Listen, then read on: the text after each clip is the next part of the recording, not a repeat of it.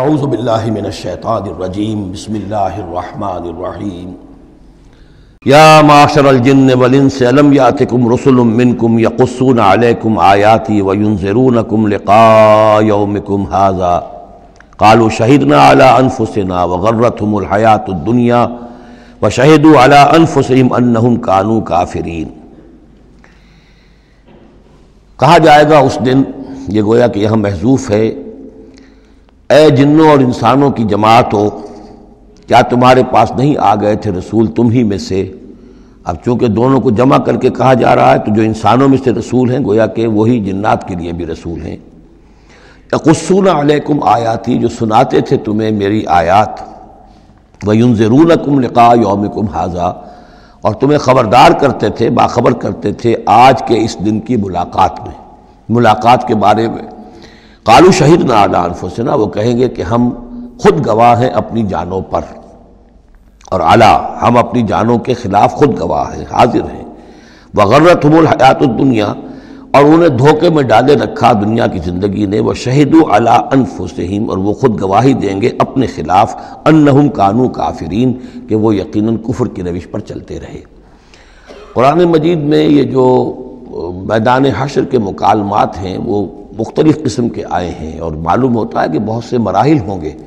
کسی مرحلے میں کچھ لوگ ہوں گے جو صاف انکار بھی کریں گے، ہم پڑھ چکے ہیں، وہ کہیں گے فَلَمْ تَكُنْ فِتْنَتُهُمْ إِلَّا أَنْ قَالُوا، اس وقت کوئی چال نہیں رہے گی کہ مَا كُنَّا مُشْرِكِينَ، ہم تو مشرک نہیں تھے۔ تو یہ مختلف مواقع ہیں، مختلف گروہ ہیں، مختلف جماعتیں ہیں، اس لیے ان میں یہ نہیں سمجھنا چاہیے کہ کوئی تضاد ہے، بلکہ یہ کہ یہ مختلف مواقع پر مختلف لوگوں کی طرف سے جو بات ہوگی اس کو بیان کیا گیا ہے۔ ذالک ان لم یکن ربک مہلک القری بظلم واہلھا غافلون، یہ اس لیے کہ آپ کے رب کی یہ سنت نہیں ہے کہ وہ بستیوں کو برباد کر دے زیادتی اور ظلم کے ساتھ، جبکہ اس کے رہنے والے اہلھا، وہاں کے لوگ بے خبر ہوں۔ اس سے مراد یہ ہے کہ جب بھی رسولوں کو بھیجا گیا اور انہوں نے قوموں کو خبردار کر دیا، انذار اور تذکیر اور تبشیر کا حق ادا کر دیا، پھر اللہ کا عذاب آتا تھا۔ یہ نہیں کہ اچانک ان پر بس عذاب ٹوٹ پڑا، بلکہ اللہ تعالیٰ وَمَا كُنَّا مُعَذِّبِينَ حَتَّى نَبْعَثَ رَسُولًا، یہ سورہ بنی اسرائیل میں قاعدہ کلیہ بیان ہوا ہے کہ وہ عذاب استیصال کہ جس سے کسی قوم کی جڑ کاٹ دی جائے، نسیم منسیہ کر دیا جائے، وہ کسی رسول کی بعثت کے بغیر نہیں بھیجا جاتا تھا۔ رسول کو بھیج دیتے تھے، وہ حق کا حق ہونا، باطل کا باطل ہونا بالکل وہ برہن کر دیتا تھا، پھر بھی جو لوگ اڑے رہتے تھے تو پھر ان کو نسیم منسیہ کیا جاتا تھا۔ وَلِكُلٍّ دَرَجَاتٌ مِّمَّا عَمِلُوا، اور ہر ایک کے لیے درجات ہیں، مقامات اور مراتب ہیں ان کے عمل کے اعتبار سے۔ ظاہر بات ہے کہ نیکوکار بھی سب ایک جیسے نہیں اور بدکار بھی سب ایک جیسے نہیں۔ وَمَا رَبُّكَ بِغَافِلٍ عَمَّا يَعْمَلُونَ، اور آپ کا رب بے خبر نہیں ہے، غافل نہیں ہے اس سے کہ جو یہ کر رہے ہیں۔ وَرَبُّكَ الْغَنِيُّ ذُو الرَّحْمَةِ، اور آپ کا رب تو غنی ہے، اسے کسی کو عذاب دے کر کوئی اس کو فائدہ نہیں،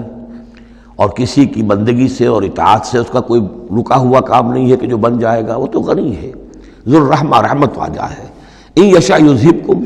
اور اس کی شان یہ ہے کہ وہ چاہے تو تم سب کو لے جائے، ختم کر دے، ویستخلف من بعدکم ما یشاء، اور تمہارے بعد جن کو چاہے وہ لے آئے، ایک نئی مخلوق لے آئے، ایک نئی سپیشیز لے آئے، ایک نئی نسل آدم پیدا کرتے۔ اللہ کا اختیار مطلق ہے۔ کما انشأکم من ذریۃ قوم آخرین، جیسے کہ تمہیں اٹھایا ہے کسی اور قوم کی نسل میں سے۔ قوم عاد تھی عرب میں بڑی زبردست، لیکن جب اس کو تباہ و برباد کر دیا گیا